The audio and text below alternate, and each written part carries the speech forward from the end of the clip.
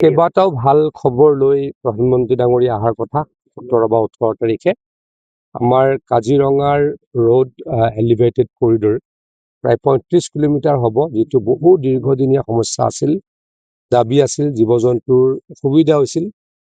তাৰে কামটোৰ আধাৰশিলা কৰিবলৈকে প্ৰধানমন্ত্ৰী ডাঙৰীয়া আহিব আৰু কেইবাটাও কাম লৈ প্ৰধানমন্ত্ৰী ডাঙৰীয়া অহাৰ কথা। আমি দুটা ঠাই বাছনি কৰিছোঁ। এটা হৈছে আমাৰ নগাঁৱৰ বৰঘাটত আৰু দ্বিতীয়টো হৈছে এই স্থানত। আমি অলপ পাছত আমাৰ দলৰ গপদলৰ আমাৰ সকলোৰে লগত আলোচনা কৰি সিদ্ধান্ত ল'ম কোনটো জাগাত কোনটো স্থানত কৰিম। কিন্তু আকৌ কৈছোঁ, দুটা স্থানত কৰিম বুলি আমি ভাবিছোঁ। এটা হ'ল নগাঁৱৰ বৰঘাটত আৰু এটা হ'ল এই নলতলীৰ এই স্থানটোত।